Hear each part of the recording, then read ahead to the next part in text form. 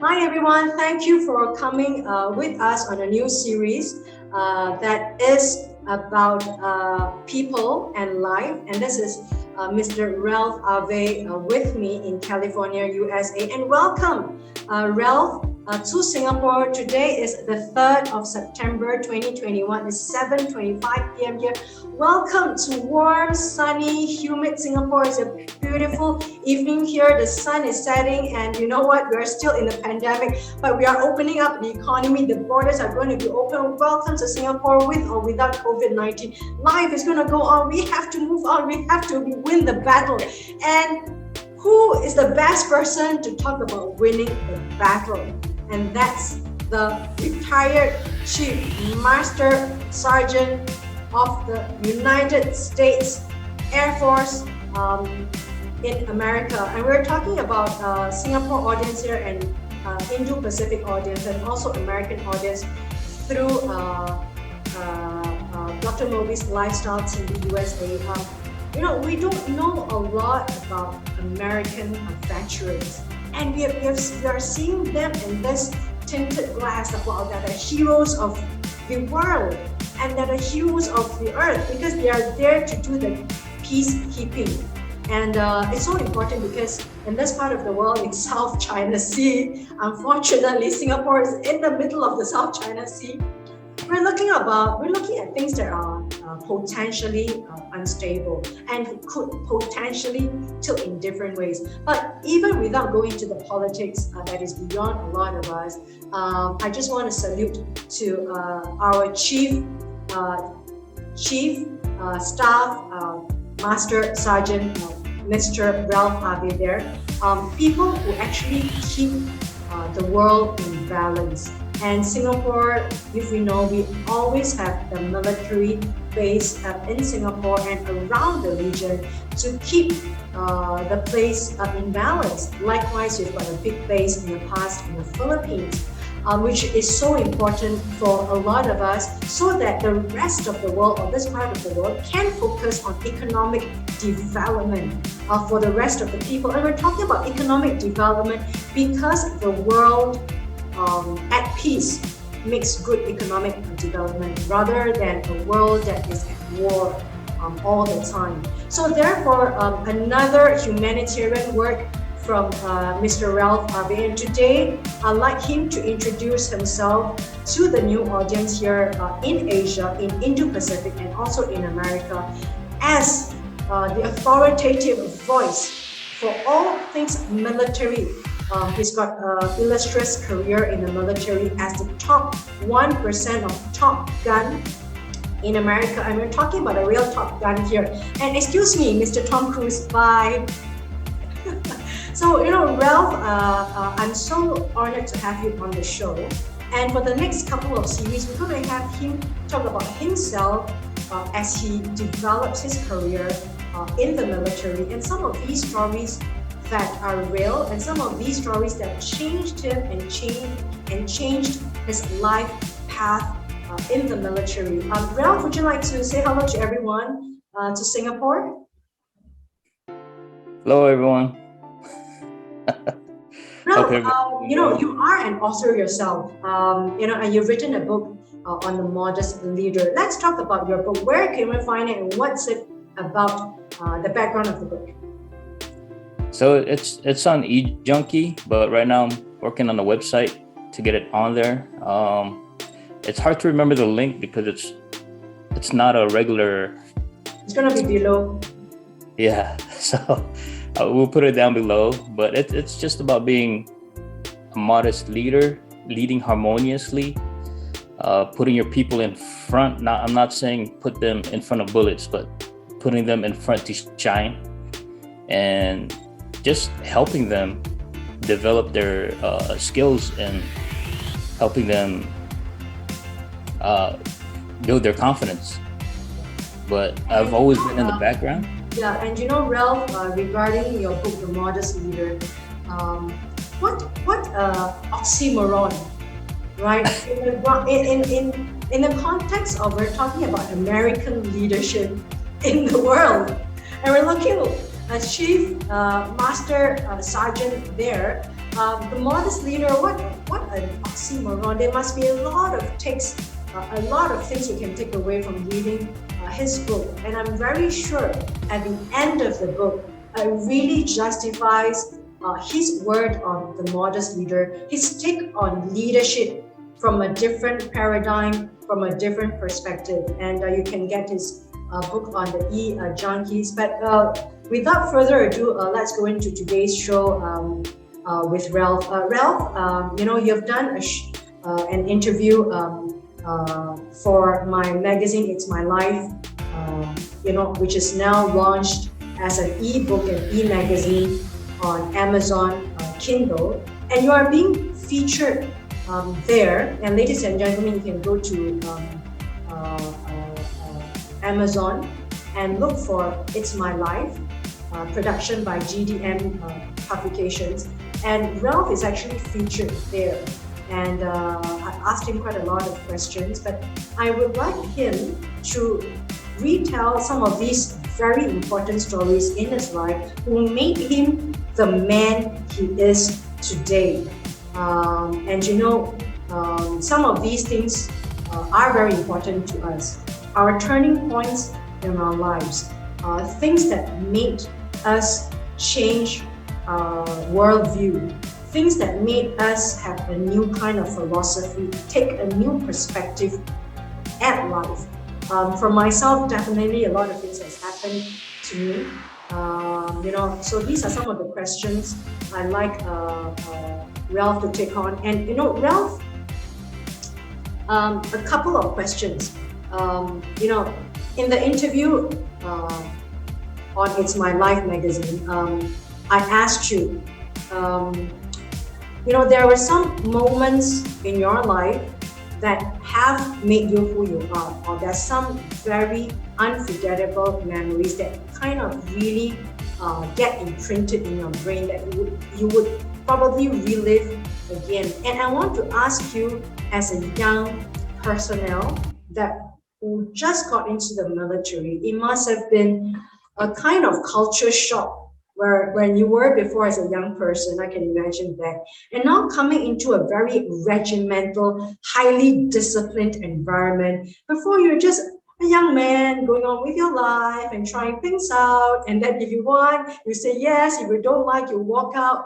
But in a military regime, as I see it, Singaporeans have got compulsory conscription. Every young man at the age of 18, Ralph, they got to go to the military. Either they're posted in the Navy, the police, the ground forces, combat forces, or the Air Force, where you are. It is conscription, compulsory. Likewise, a country in Switzerland and also in Taiwan, it's compulsory conscription for a young man of 18 years old. And tell me, that would be something that me as a woman and me as a lot of wives, a lot of daughters, a lot of girls who are trying to date a guy in the military, I think they have to know their men a little bit more. The changes of their lives, the changes in their worldviews as they develop, so that we can become better supporters of them. Am I right to say that, Bill? Absolutely. You need the support, especially with the things that we go through. Some may have gone through worse than others, but you still need that support, because if that person's not good, then the mission's not good. So that support is very important, especially if they have troubles at home and they come to work with that mindset, especially dealing with munitions, bullets, explosives. We don't really want them around, because it's not safe for the other people around them. So yes, you're absolutely right about My question for the ladies and gentlemen, we are so intrigued with this gentleman with us, who is doing his debut about his life to the podcast world, which I'm so honored to have him. And in my interview question, what were the two events, and if you could talk about the first event that made you have this strong memory as a young military personnel who actually got into the military world, and the kind of juxtaposition of culture, the kind of culture shock but you've got Salas. Tell us what was that, Ralph? So I joined at 21, and before that, I had a lot of freedoms. And when I was young, like I mentioned before, I lost my father at 9 years old, so I never really had a father figure. You know, someone yelling at me. I was never really into sports where coaches would yell at you. And when I went to basic training, it was a culture shock. I froze. You know, it was weird because we went on the bus, and we go into this little room because we were waiting for our instructors. And the staff sergeant there just talking to us calmly, like, you know, just get along, work together, and you'll be fine. I'm like, this is basic? And then just out of the blue, the door slams open, bang, and you start hearing screaming, get out of the room, get out of the room. And so you start lining up, everybody's just hustling. You know, all you hear is like, and everybody just, what's going on? And right from the very start, they will let you know that they are in charge, and you no longer own your. You no longer own your life. It was, and I was wide-eyed, and it was just a shock to me because, you know, at 21, I felt I'm an adult, this and that. But no, they will make you feel like you were 5 years old again, you know. So. But yeah, that was one of the culture shocks for me, because I never really had that kind of discipline where people would like scream and yell, be in your face. And then again, I'm of small stature, so I was, you know, the little boy. Back then, they could call you whatever they want, you know, without getting in trouble, and you just take it. Everybody just knew it was part of basic training. Not like how it is now. I think it's a little softer now, but back when I was in 1999, yeah, it was a lot meaner than I believe what it is now. So. Wow. Yeah. Tell us, when you say they were a lot meaner, what do you mean by mean? Can you give us some examples? Oh, just when I had to open, you know, I opened the door and my instructor said, "What's wrong with you, little boy?" And, you know, I'm like, whoa. And I remember one time I was sleeping in the bunk. I had a dream that I was back home. So I thought everything was okay. Like, oh, okay, I'm back home. Now the instructor lifted up my bed and I fell out my bed. I'm like, oh, I'm still at basic. So that's another, like, I don't know if they can do that anymore, but, you know, and the way they talk to us was, you know, people will consider it now very insulting, but back then it was just part of basic training. It was just, you know, to thicken your skin up, to make us, you know, they're trying to build us as one, to work as a team. So they break us down, everybody down, to the point where they feel like, okay, now we can develop you as airmen, you know, as military members. So they'll start training you basic stuff like marching, saluting. Tell us about the punishments. Oh gosh. Yes. I want to kind of juxtapose what we have in Singapore.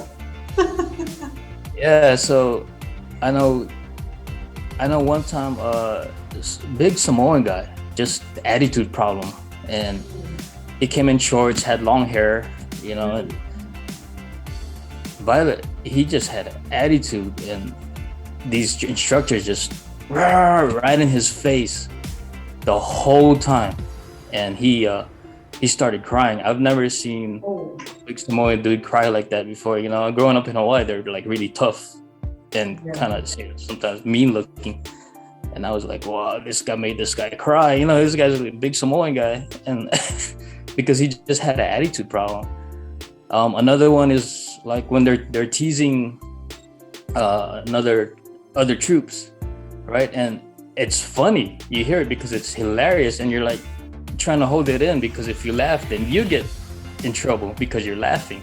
So what kind of military punishment do they met out? Like fall down, do your push-ups, or what kind of it? Oh, so for the Air Force, it's really more mental stress. Oh, mental. Okay. It wasn't really more like, I mean, there was physical stress, but I remember one time this one person couldn't do one push-up. I don't know how he got into basic. He couldn't do one push-up. So Wow. everybody else had to keep doing push-ups until this guy did one. Oh, wow. So, and everybody's just struggling, and and when he did his one push-up, I've never heard a guy scream like that before. Yeah, and I'm just wondering, like, if the guy couldn't do a push-up, why did he enroll in the military in the first place? Yeah, I think back then it's because they were trying to get their numbers up. It's not as strict as it is now. Okay, it was not as strict. Okay. Yeah, because back then a lot of people didn't really want to join the military. Some looked at it as a last decision effort for your career, but a lot of people like me, I wanted to serve, and all my friends were like, why are you doing that? That's like that's like the last, what's that word? The last resort. Last resort, there you go. And I'm like, but you're part of something bigger. Yes, of course. And you're part of a team, and the team is more important than yourself. Yeah. And I've grown up like that at some weird reason.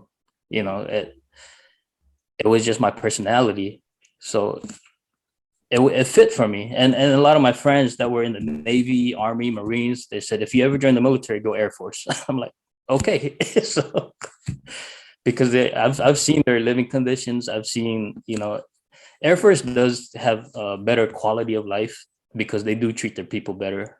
Yeah, and a couple of questions. You also wrote that you were so thin-skinned, right? Because you came from a place whereby you were like your whole life as a civilian. I mean, we're talking about we're a civilian, right? We don't like something, we turn our backs, we walk out.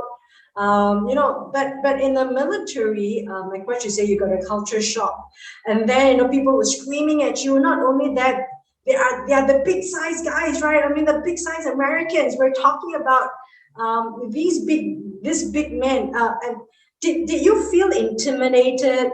How long did it take? Because I do understand that you've got this culture shock. How long did it take for you to kind of normalize and accept that, like, hey, this is going to be my life? That's one thing. And also hey, did I make a wrong mistake when you got punished or something? I mean, tell us these two things that flash your mind. Yeah, so the thin skin part, I remember I made a decision for people to wear their boots, because to wear their running shoes in their uniform, because there was times where we were allowed to do that. Yeah. And when I went down to see the instructor, and I know from the very start, he could tell I was very thin-skinned from the very start. Yeah. Because this guy was former special forces, so he was hard on everybody. And I rolled my eyes when he said, "What do you make them wear?" And I said, "Sir, I made them wear their rubber shoes because of what we had to go through today."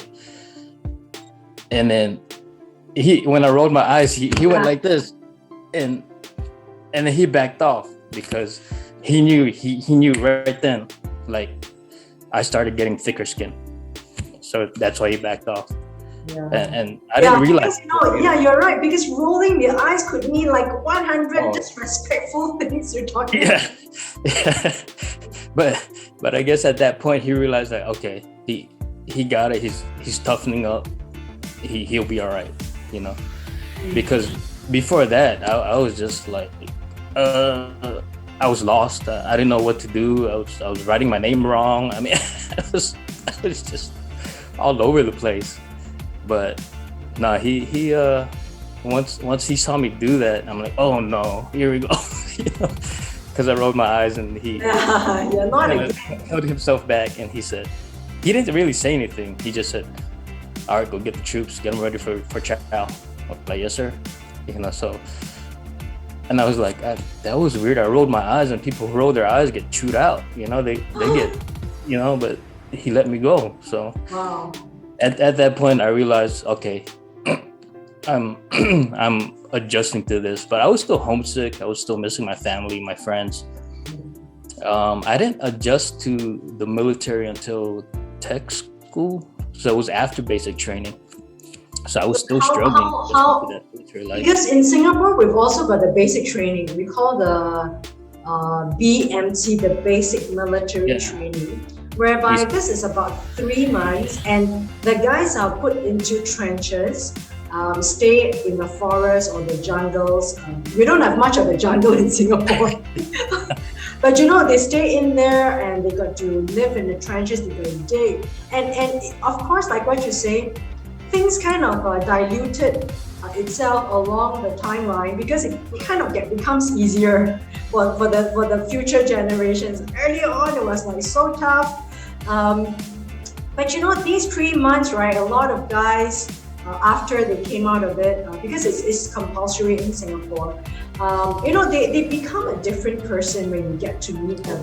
Like my brother, who got in, and then when he got in, my mom has to wave goodbye and we're kind of crying, trying to hold because we know that number one, we can't run away; it's compulsory. Number two, it's been known to be like so tough on the boys because before that they're like going in at 17 or 18. The young boy, young guy, still with their hair, but the first day they got shaven.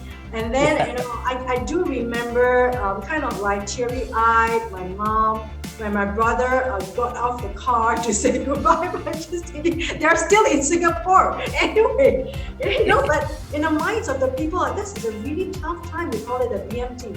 Is that way how rough it is in America?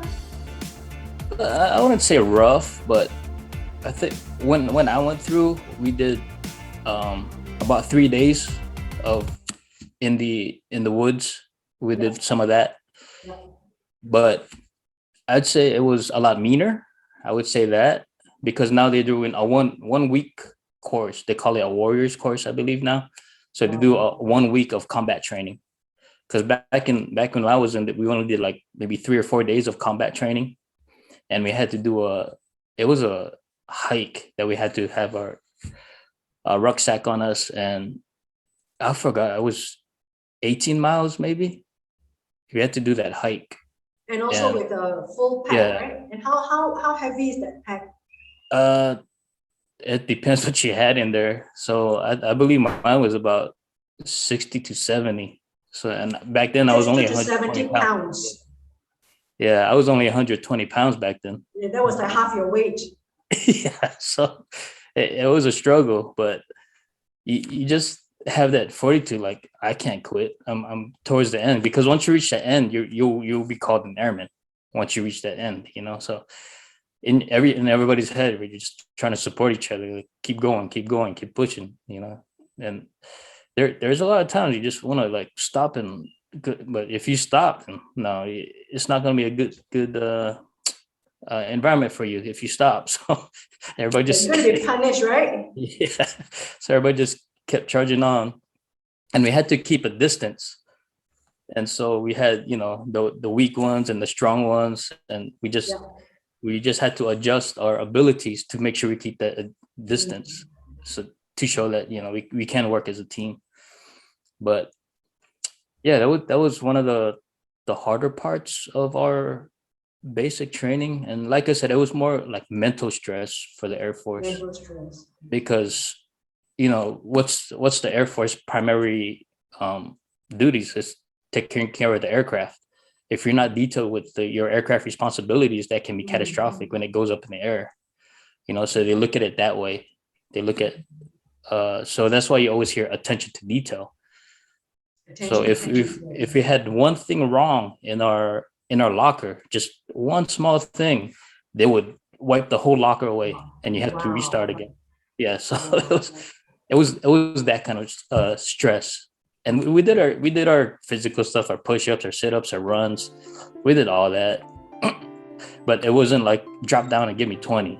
It was nothing like in the movies, right? Yeah. I mean, the movies is like the real, and that was in the movies is like it's quite divergent, right? Yeah, so in the movies, there's some truth to it because other branches did that. They call it, like, I think the army calls it getting smoked. Yeah. You know, as they say, drop and give me 20, drop and give me 50. The Air Force side was more, um, you make a mistake, they'll just mess everything up, and then you gotta redo it again. You know, it just Wow. even one small thing, like a little string Mm. on your uniform, Wow. mess up the whole locker, and you gotta start over again. So, yes. So, Yeah. And so now, actually, the philosophy behind that, I would think that it's all about really keeping everything intact and in line Yes. in the military, because when you are actually preparing that mindset and the perfectionism um, for war, am I right that you can't Yeah. be out of line in a real war zone? Am I right that? Oh, absolutely. Because if you can't load the gun correctly, why do I want to be next to you? You know? Yeah, yeah, exactly. So tell us, like, you took like your BMT those times, and then you realized that you lost control. As a young civilian person, now that you're inside the regime that you're in, you don't own your life anymore. Have you ever thought of, like, what did I do to myself? The very Why first did I day, sign up for this? Did it ever occur to you that?